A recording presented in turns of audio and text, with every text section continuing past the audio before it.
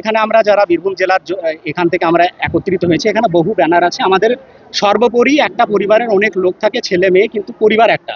আমরা এখানে যারাই জামায়াত হয়েছি, উপস্থিত হয়েছে, আমাদের পরিচয় একটাই, আমরা সব মুসলিম। এখানে মুসলিমদের মধ্যে যে সমস্ত সংগঠন আছে, সেই সংগঠনের বিভিন্ন সংগঠন থেকে আমরা এখানে জামায়াত হয়েছি।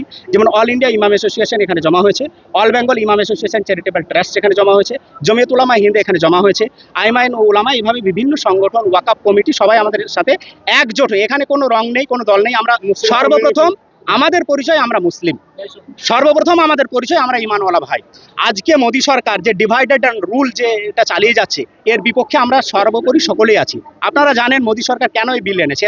এতদিন 2014 পর থেকে এতদিন আনা প্রয়োজন হয়নি। তার কারণ হচ্ছে পৃথিবীর বুকে 5টি দেশকে ব্ল্যাকলিস্ট করা হয়েছে। তার মধ্যে ইন্ডিয়া 3 নম্বর, প্রথম হচ্ছে সোমালিয়া, তারপর হচ্ছে ভিয়েতনাম, তারপর হচ্ছে আমাদের ভারতবর্ষ, ইন্ডিয়া। এই প্রশ্নটা যাতে আপনারা মিডিয়াওয়ালারা যাতে না তোলেন মোদী সরকারকে বা আমাদের মোদী সরকারকে, তার জন্যই এই অ্যামেন্ডমেন্ট বিল। তারপর আপনারা জানেন যে রাত্রের অন্ধকারে 1:30টার সময় কিভাবে সাইন হয়ে গেল, সিগনেচার হয়ে গেল। আপনারা যদি দেখেন মিডিয়ার যে ফ্রিডম, 170টা দেশের মধ্যে আমাদের স্থান কতটা রেখেছে আমাদের থেকে আপনারা জানেন, 159 নম্বর আমাদের র্যাঙ্ক। যদি ক্ষুধার্থর দিকে দেখেন, আমাদের সারা পৃথিবীর 127টা দেশের মধ্যে 105 নম্বর আমাদের র্যাঙ্ক। যদি আপনি বলেন ধর্মীয় সহিংসতা, 198টা দেশের মধ্যে আমরা শীর্ষে উঠে গেছি। কেন উঠে গেছি ভাই? যদি আপনি বলেন যে এই ওয়াকাফ বিলের মধ্যে মোদী সরকার যেটা একটা ভাঁওতাবাজি বলছে বা জুমলাবাজি বলছে, আমরা নারীদের সুরক্ষা দিতে চাই।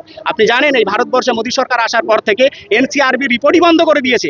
2021-এর রিপোর্ট অনুযায়ী এই ভারতবর্ষে প্রতি 86 জনের, প্রতিদিন 86 জনের ধর্ষিত হয় এই ভারতে। মানে 49 মিনিটে একটা মেয়ে ধর্ষিত হয়। আমরা যতক্ষণ এটা করছি কতজন মেয়ে ধর্ষিত হয়ে গেল, অথচ এনসিবিআর রিপোর্ট এই মোদী সরকার বন্ধ করে দিয়েছে। আপনারা জানেন গ্যাসের দাম বাড়ানো হলো। এই সমস্ত আসল মুদ্রা থেকে ভটকানোর জন্য এটা একটা বিল, যেটাকে আইনে পরিণত করেছে। কিন্তু আপনারা শুনলে অবাক হবেন, মোদী সরকার যে সংখ্যা গরিষ্ঠতা দেখাচ্ছে, যে আমরা সংখ্যায় বেশি, অ্যাকচুয়ালি তার সংখ্যা বেশি নয়, 240 তার কাছে। বিরোধীদের কাছে কত? 236। উনি কটাতে বেশি আছেন? বাকি যেগুলো চন্দ্রবাবু নাইডু এবং নীতিশ কুমারের দয়াতে উনি বেঁচে আছেন, ওনার দয়াতে এই সরকার। তো এই সরকার হিন্দু, মুসলিম, জৈন, খ্রিস্টান, বৌদ্ধ সকলেই এক হয়। যে এক হয়ে আমাদের বার্তা এটাই যে এই বিল আমরা মানছি না এবং মানবো না। তার জন্য আজকে একটা স্মারকলিপি আমরা আমাদের মাননীয় জেলা শাসকের কাছে আমরা দিতে এলাম, এবং আমাদের এখানে সকলেই উপস্থিত আছেন, শুধু একজন নয়। আর সর্বোপরি বলি, আমাদের বীরভূম জেলায় এবং আমরা যে রাজ্যে বসবাস করছি, এই রাজ্যের মাননীয় মুখ্যমন্ত্রী এই বিষয়ে কি বলেছেন আপনারা জানেন। আমাদের মহিয়া মৈত্রী, তিনিও এই বিল নিয়ে সুপ্রিম কোর্টের কাছে গেছেন। আমাদের জমিয়ত উলামা হিন্দ সুপ্রিম কোর্টের কাছে গেছেন। এই বিল আজকের নতুন নয়। আমাদের মৌলানা কাসিম সাহেব, হযরত মৌলানা, উনি সর্বপ্রথম 1951 সালে এর খসড়া তৈরি করেন, এবং 1956 সালে এটা সর্বপ্রথম যিনি ভারতের শিক্ষামন্ত্রী ছিলেন, মৌলানা আমাদের আবুল কালাম আজাদ সাহেব, সেই আবুল কালাম আজাদ সাহেবের মারফতে এই বিল বানানো হয়েছিল ভারতবর্ষে। তারপরে 1996 সালে আপনারা জানেন, তারপরে এই যে আনছে, এটা মুসলিমদের নামে মুসলিমদের তোষণ করছে।